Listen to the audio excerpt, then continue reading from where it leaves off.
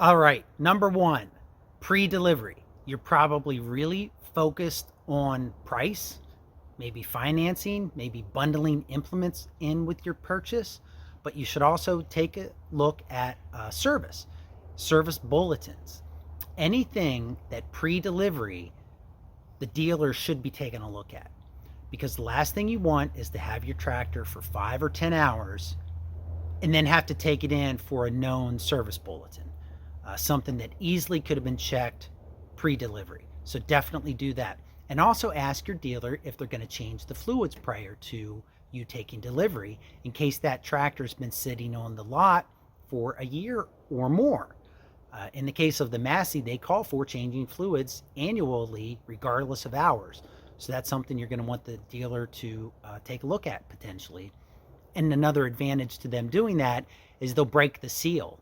So these filters go on at the factory and then they spray paint the body, and the filters kind of get painted on and they're a little hard to break loose. So if you can get them to do it, that's going to save you when it comes time for your first service. Number two, storage and weight.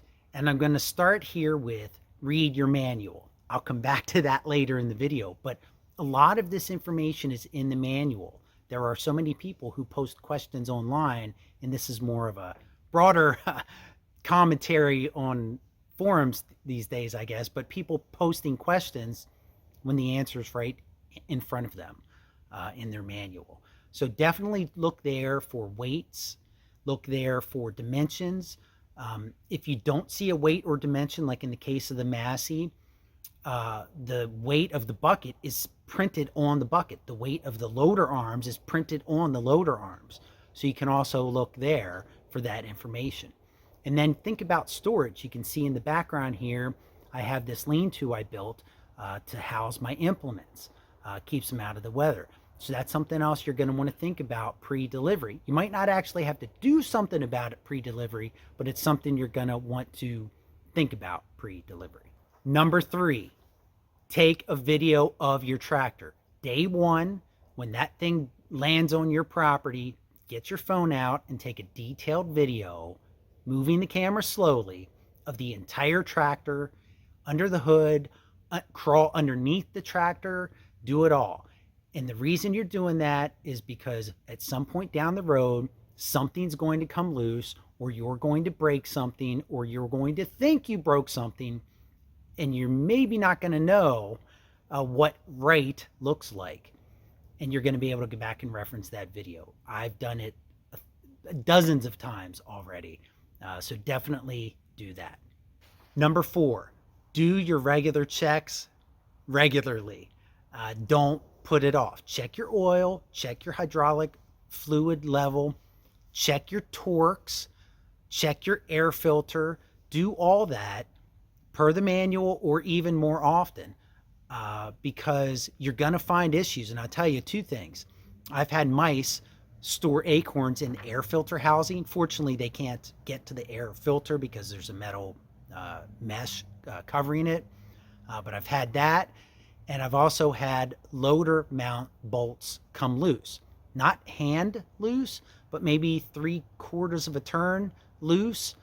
And you got to torque them back down. So that will happen. There's a lot of vibration in these engines. These 3-cylinder engines, things will come loose. Things are going to, and you're working it too. Things are going to obviously eventually break as well. But do your regular maintenance checks.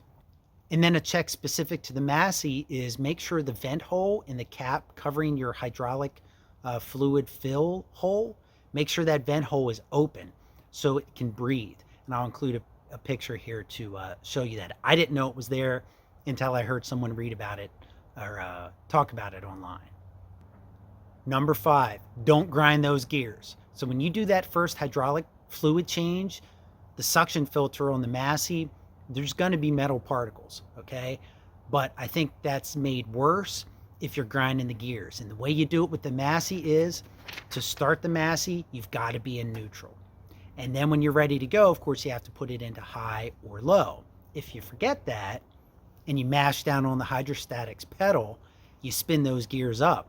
You've got to wait, not like 2 seconds either, like 30 seconds. You got to throttle down, and or if you're Kubota, throttle down, and then wait for those gears to spin down. Actually, I don't think Kubota has to be in neutral to start. But back on topic. Number 6, protect your tractor.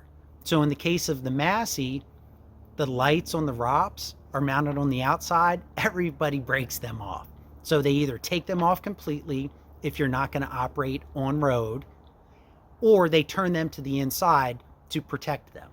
So do one or the other, or you're just going to knock them off. The other thing is, underneath the tractor, get a skid plate.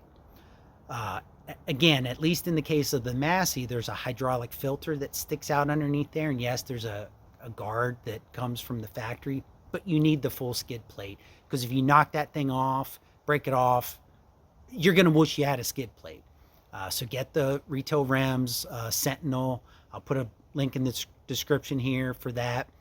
It also protects the fan that's on your transmission, because even a tiny a tiny stick gets stuck up in there. You can knock a fan blade off and frankly not even know it until you've knocked 2 or 3 or 4 off, and now things are getting hot, overheating. So definitely get that skid plate and protect your tractor. Number 7, and this may be controversial. I say though, get a quick hitch. Fiddling around with those 3-point arms and manhandling your implements to get things to fit in the holes, to line stuff up, is no fun. And you guys, if you follow the channel, you know my back is not the greatest. So I don't like fiddling with the implements. I find that the quick hitch is just a much better way of going. It saves me. Now, obviously, and I've done other videos on this, there's downsides of the quick hitch. They don't fit everything. Speccing them out is hard. They're expensive. And, there's a whole list of reasons not to do it. But in my opinion, you want to consider getting a quick hitch for the 3-point. Number 8, ballast the rear. So when your bucket is full, you can bring those rear wheels off the ground if it's full of dirt or especially gravel.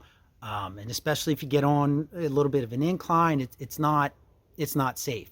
So you need to either fill your tires and or make sure you have plenty of ballast in the back. So we're talking, when I say plenty of ballast, we're talking 400 pounds, maybe more.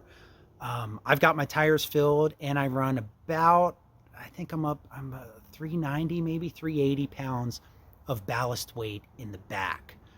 Number 9, slow down. This is not a race.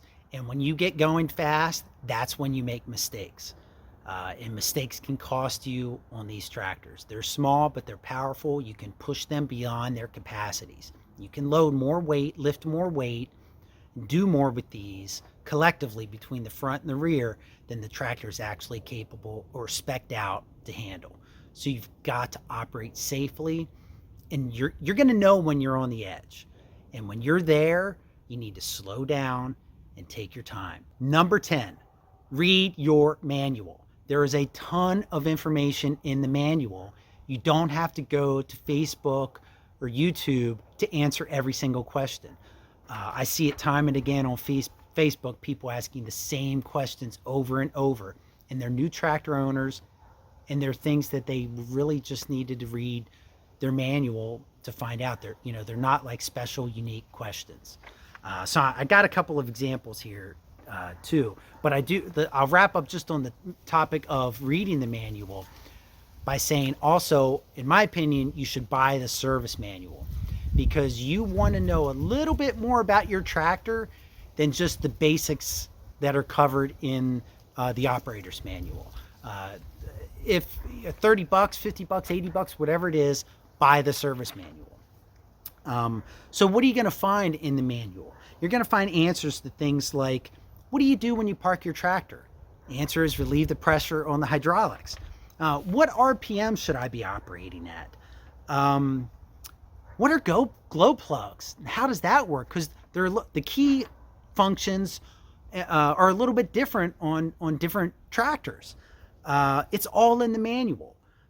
It's just, you don't need to ask people online for their recommendation on, where to run your RPMs, for example. Your manual will tell you where to run the RPMs, or at least where the optimal RPM setting is, and then you can decide to do whatever you want to do, but start with the manual. People ask all the time about alternatives to the hydraulic fluid. I don't know why you would do that. Some people say, well, I live, an hour away from the dealer. Well, you know what? I live an hour and 20 minutes away from my dealer, and I still drive up there once a year and get the stuff I need for the regular maintenance. So my opinion, go to the dealer. One thing you won't necessarily find in the manuals is part numbers, but that's why, at least in the case of Massey, Agco Parts website has all of the diagrams. And there's people that say, oh, I can never find it. It is there. I've done a video on it. I'll link it. I'll put a link up here on how to navigate that site to find these parts diagrams. And I'm talking about parts diagrams for your loader, your tractor, your backhoe, your mower deck, your snow blower. It's all in there. So you want to learn that website. And again, that's where the part numbers are. So part numbers kind of change over time. So I think that's why you're not going to see them in the printed manuals, but online, it's a great resource. In the case of Massey, learn how to read that hydraulic fluid indicator, the sight glass. I did a video on that during the 50-hour maintenance. That was definitely a good one. And then people ask about diesel consumption. Of course, fuel prices right now, as I talk here in late 2022, diesel's about $6 a gallon around here. But I'll give you just a little data on my tractor. So I've got 69 hours on it so far, and I've used 28 gallons of diesel. So about 0.4, if I did my math right here, 0.4 gallons per hour is what I've burned. So just a little tidbit there for you. And then the last thing I'm grouping under this category, which some of this doesn't even match up, but whatever. The last thing I'm grouping is don't buy a bunch of crap for your tractor. Don't buy into all these little mod this, mod that, mod this, mod that right out of the gates. Absolutely, there's going to be things that you're going to want to mod, lights, for example. Everyone puts lights on their tractor.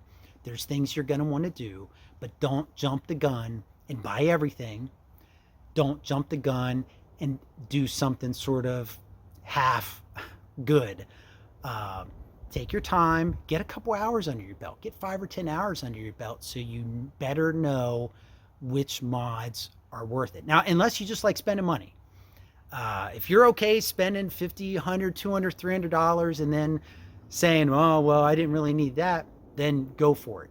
If you're not, then slow down and think about it before you start doing a bunch of mods to these tiny little tractors. And I'll give you my regret. I regret buying the step for it. The step isn't wide enough. It's not in the right spot. It's sort of helpful getting off the tractor. It's basically in the wrong spot for getting on the tractor. I should have found another style step, but I just, gave it a shot, and it was $65, and I did it. But that's an example of, if I'd have really thought about it or went out there and said, okay, well, if I'm going to step onto this tractor, naturally, where does the step need to be? I probably would have not bought the step that I bought. So that's it. So that's my top 10 list. I hope you enjoyed. I hope you found that to be helpful. I'll, again, in this video and in the description, I'll link to videos I've already made on some of these topics that you might find to be useful. So as always, thanks for watching, and I'll catch you guys on the next one.